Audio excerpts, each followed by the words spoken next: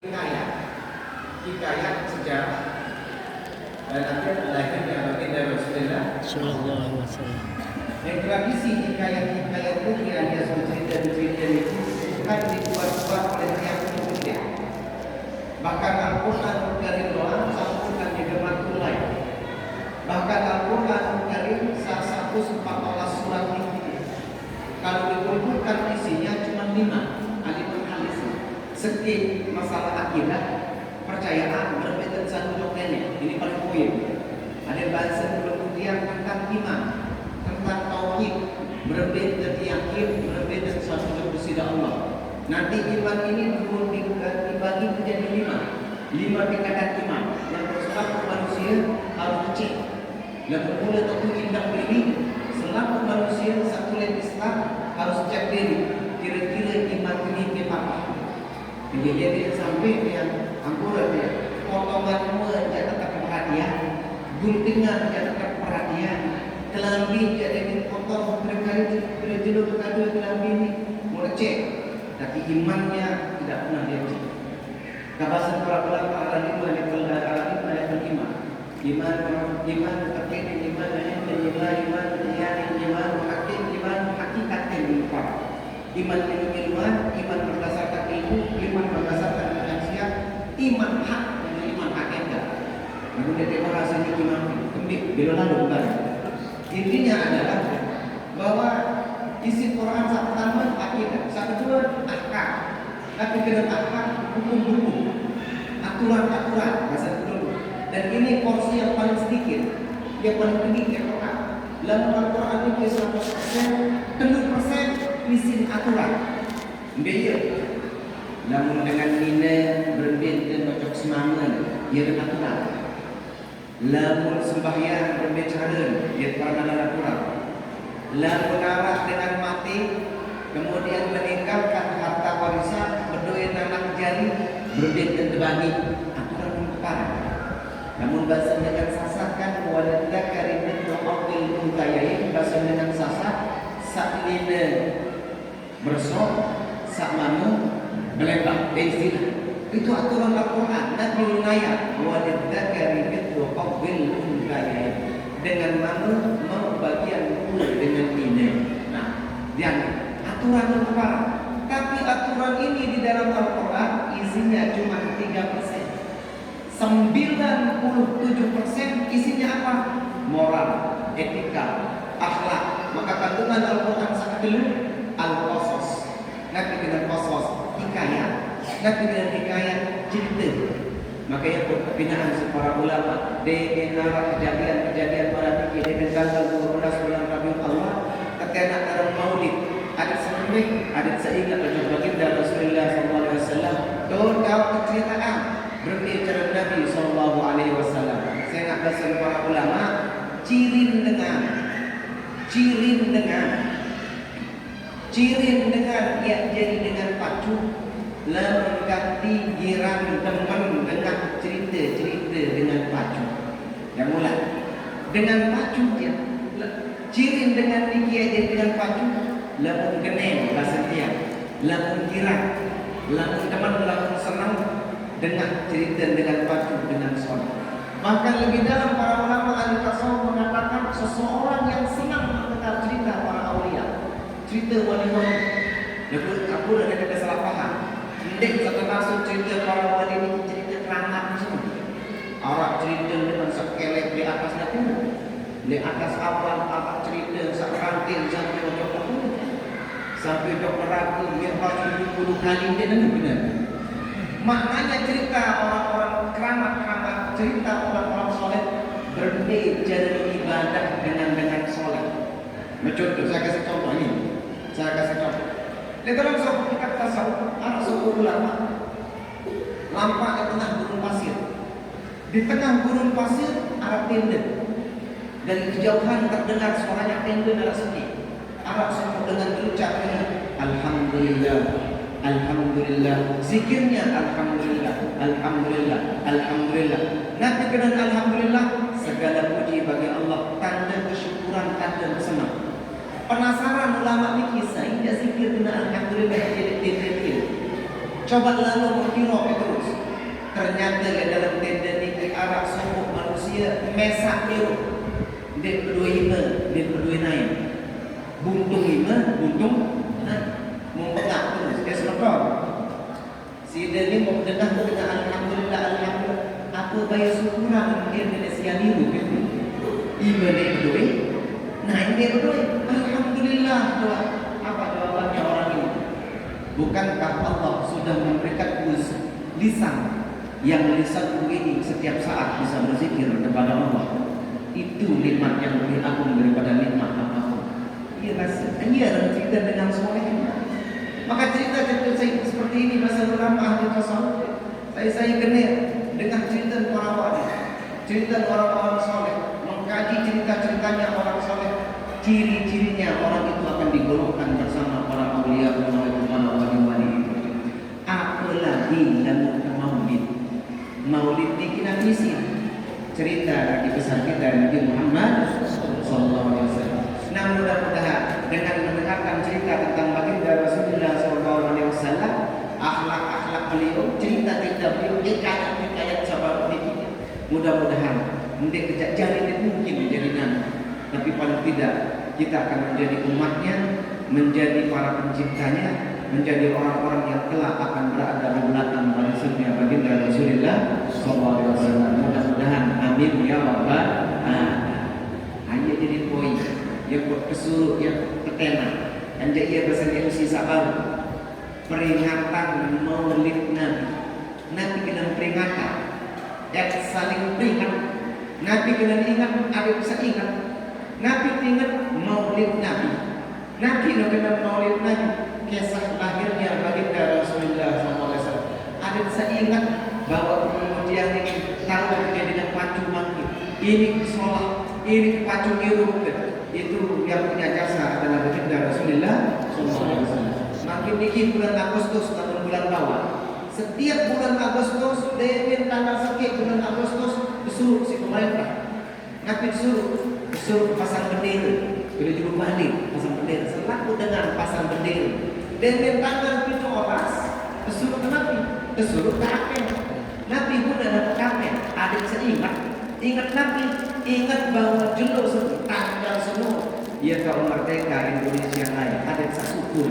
Lamun Indonesia doa, negara doa, disuruh ingat. Masa mengingat baginda Rasulullah SAW hari lahirnya tidak diperbolehkan? Na'udzubillahi min dzalik. Indonesia itu sebulan pasang bendera selaku dengan kena mengucapkan selamat dirgahayu lahirnya Republik Indonesia itu lahir negara tanggal 17 tahun 45 ia mutikan kembali dengan mengingat sejarah-sejarah Indonesia tahun antik itu tahun posisi yang diri jadi warga negara berbeda bersikap negara nanti lupa jasa dengar ya kena dulu kan iya sampun belum berdeka namun nara dengan batu pelingin tebeng berutang susah tebeng berutang ke sebulan-bulan tidak tadi setahun berutang tidak tadi 2 tahun tidak tadi pelik jasa dengan itu mudah-mudahan kedua ini jasa dengar apa itu orang sedengar di kuno itu maka orang yang paling baik adalah orang yang selalu mengingat jasa orang lain. Kan dia balik Nabi sallallahu alaihi wasallam, "Man lam yashkurin nas, lam yashkurillah." Dia tahu yang bersyukur oleh untuk nenek, lalu dia tahu berterima kasih kepada manusia. Itu negara. Apalagi kalau dia iman demikian kedua iman. Apa ulama-ulama niki macam lain berdakwah sampai untuk mereka asal Islam ini padahal dia tahu Islam ini siwak jam dengan pesawat perjalanan cepat. Dilama ya, ada yang terlambat 3 bulan, terlambat setahun-tahun. Lalu dengan perjuangannya baginda Rasulullah, dengan lahirnya baginda Rasulullah, kemudian beliau berjuang, didik umat, didik sahabat, tiap berumur saling beda setahun dalam iman. Kenal karena kalimat la ilaha illallah Muhammadur Rasulullah. Nah, dalam rangka itu yang pertama untuk mengenang baginda Rasulullah SAW, Nabi yang paling mulia, Nabi yang paling agung. Mudah-mudahan dengan nilai-nilai ini, mudah-mudahan ia cara kita bersyukur atas lahirnya baginda Rasulullah dan atas terpilihnya kemudian menjadi orang-orang yang beriman. Alhamdulillah. Ini gampang nanti dengan beriman ini. Ampura dikit. Saat dia lahir oleh medas mati. Betul lahir oleh ubud misal, bukan dan ubud. Oleh kuda lari pada lahir. Kira-kira itu jadi dengan Islam atau tidak? Bani yang Tuhan diri. Tuh oleh bani itu lahir. Atau tuh oleh abiat tubuh bani di mataran. Yang tubuh oleh tengah-tengah dengan bani itu. Yuk terlahir. Apa kira-kira kita akan jadi dengan Islam? Belum tentu. Tapi Allah Subhanahu Wa Taala boleh memilih kemudian untuk menjadi pengikutnya baginda Rasulullah Sallallahu Alaihi Wasallam. Maka mahal harus disyukuri ini. Bahkan yang membuka kita cerita tentang Isra dan Mi'raj Nabi Muhammad Sallallahu Alaihi Wasallam. Manakala Nabi Muhammad Sallallahu Alaihi Wasallam Isra dan Mi'raj, sampun dibaca cerita. Guru dia namanya Profesor Dr. Said Muhammad Adil bin Abbas Al-Malik Al-Hasani berdiri kitab judulnya Al-Anwarul Bahiyah fi Isra'il Mi'raj Khairul Bariyah. Duduk cerita tentang kisah Isra dan Mi'raj. Dengan Nabi Sallallahu Alaihi Wasallam Mi'raj ayat ke langit berdaya kancing Nabi Musa alaihissalam. Ia bercerita sedemikian dua ayat. Nabi melihat Nabi Musa padahal jadi Nabi. Melihat kalau jadi umat Nabi Muhammad Sallallahu Alaihi Wasallam. Maka mengingat beliau Nabi Muhammad Sallallahu Alaihi Wasallam pada malam ini, mudah-mudahan tanda bagian daripada kesyukuran kemudian menjadi bagian daripada umat beliau baginda Rasulullah Sallallahu Alaihi Wasallam. Mudah-mudahan amin ya rabbal alamin. Ini rusak pertama. Rusak kedua, lembek dan bukan semua bahkan masa para ulama, ya Rasul ulama orang luar biasa masih hidup. Namanya Al-Habib Al-Jubri namanya. Habib Ali Al-Jubri. Beliau bahasa lamun terbuka ajaran agama dengan manusia beragama itu adalah ukuran ketaat gawe aturan. Sampai tanpa turun bagian daripada aturan itu adalah hukum dan hukum itu adalah aturan. Dia contoh aturan biar sembahyang dengan ini harus berjilbab, lalu besok menicara, lalu datang bulan puasa menicara, lalu tegak aturan dan sifatnya aturan pasti berat. Saat aturan dia berat. Yang pun dalam bahasa fikih hukum-hukum yang terkait dengan aturan ini disebut dengan nama hukum taklifi. Yang terkenal usul fiqh dan hukum taklifi para hukum waqi. Hukum taklifi ini 5 jenis kilwe. Ia sangat para dalam wujud, Nabi Malik, nadab, hirmah, karokah, ibahah, yang depan hukum. Nanti kalau hukumnya melekat kepada sesuatu, hukum wujud melekat kepada sholat, maka sholat ini namanya wajib. Kalau nanti ada hukum nadab melekat pada sholat, maka sholat ini disebut dengan nama mandubah. Sholat mandubah, sholat yang sunnah. Kalau hukum ini melekat kepada perkara yang tidak diperbolehkan pada benda, melekat kepada benda namun kepada babi misalnya, maka hukum babi itu menjadi haram. Demikian pula seterusnya karohah menjadi makruh, ibahah menjadi mubah. Saklima ini kisina wajib, sunnah, makruh, berat, beban semua ini. Batur melek, memaaf melek, ngerasa pun babi guling misalnya, limbani kan beban. Sembahyang lalu lelah begawan, lalu nyupir teh hewan lain, atau lalu pegawai hewan lain, datang balik pegawai oleh kelihatan. Baru pedang naik jemput, lalu kebun jemput, lalu Jepang jemput, menurutlah dengan datang balik tu bang, bawa harus terlalu sembahyang berat. Maka bahasa para ulama hampir seluruh aturan ini isinya adalah beban yang harus menjadi kewajiban harus tergawi. Kakaknya berat harus tergawi. Lagu arak sikit jenis ibadah bahasa beliau. Ibadah niki dan ibadah beban. Ibadah Nabi, ibadah senang bahasa. Senang jadi ibadah. Mana dia? yaitu senang atas lahirnya baginda Rasulullah SAW. Mana ayatnya? Mana dalilnya? Bilangan ketahuan bahwa senangnya kita, gembiranya kita, tak senang, hendak tak gembira, pokoknya tak senang. Nenek salah tak senang. Ini, lalu salah tak senang masih salah. Nak kena tak senangnya, senangnya karena lahirnya baginda Rasulullah SAW. Mau kena tak senang, itulah bagian daripada ibadah. Namun baru matur setelah ibadah ini berat, ini ibadah, lalu senang dan ibadah. Mana ayatnya? Nah, Allah Subhanahu wa taala berfirman di ayat yang sering belum dengar. Nabi balik Allah Subhanahu wa taala dalam Al-Qur'an. Qul, Nabi bilang, Muhammad, qul badah umat. Nabi beribadah bi fadlillahi wa bi rahmatihi. Dengan fadlillah, Nabi kena fadlillah karunia Allah. Fadlillah, Nabi kena fadlillah nikmat Allah.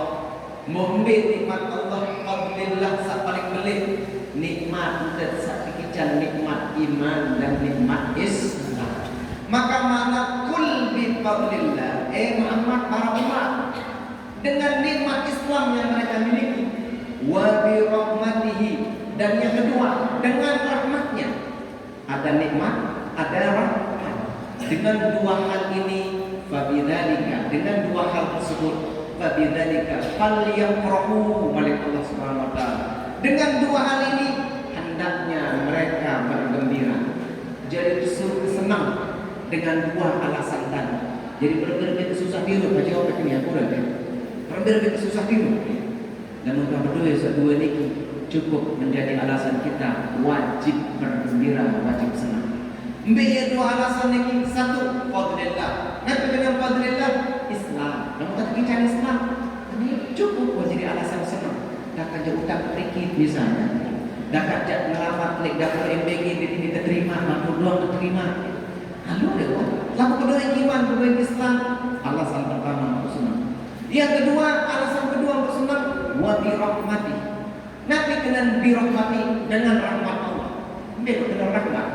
Ini kalau kita tafsirkan dengan metodologi tafsir Al-Quran, mentafsirkan Al-Quran dengan ayat-ayat yang lain. Para ulama mentafsirkan Nabi bersama para ulama. Makna rahmat le ayat ini, tafsiran isi kalimat rahmat dalam ayat lain. Nabi ayat lain yang menyebut kata rahmat. Firman Allah mengatakan, wa ma arsalnaka illa rahmatan lil alamin. Apa itu? Wa ma arsalna cara utus Muhammad oleh Allah illa rahmatan, kecuali menjadi rahmat. Maka rahmat Allah Subhanahu wa taala dikira duit dan boleh. Tidak sakit sehat rahmat. Berduit sedina sholat rahmat. Luwe dan tak girang kalau dekat tuang porok dan dia buat hukum si nenek rahmat. Girang keberdaya lagu dia tuah ke dican musibah rahmat ya. Kelak ke sembahyang subuh jam itu sembahyang subuh lagu masih doa maaf si nenek rahmat lepas. Tapi di atas semua rahmat itu Allah Subhanahu wa taala sudah menjadikannya terkumpul pada satu diri yang paling agung, namanya baginda Rasulullah sallallahu alaihi wasallam. Yang saudara hadis saya mendengar meskipun hadisnya dhaif, banyak yang mengatakan maulid Nabi, tapi di kalangan ulama tasawuf terkenal. Boleh buka di kifayah terakhir itu ditukir. Nabi bahasa Nabi sallallahu alaihi wasallam hadis kudus, laulaka ya Muhammad lama khalaqtul aqla. Kalau bukan karena aku wahai Muhammad, alam semesta tidak akan tercipta. Jadi rahmat ini yang paling dulu diwujudkan oleh Allah, baru tercipta alam semesta. Maka berdasarkan tafsir ini, maksud para ulama berarti ayat sekedar qul bi fadlillahi wa bi rahmatihi sabar. Dengan fadilah Allah, nikmat Allah serta para dalam Islam. Kemudian dirahmati dengan rahmat Allah. Memang rahmat Allah paling tinggi. Rahmat Allah adalah diri baginda Rasulullah SAW. Dengan dua hal ini cukup jadi alasan gembira, jadi alasan senang. Maka maulid dikit, mohon maaf. Secara penyebutan dengan maulid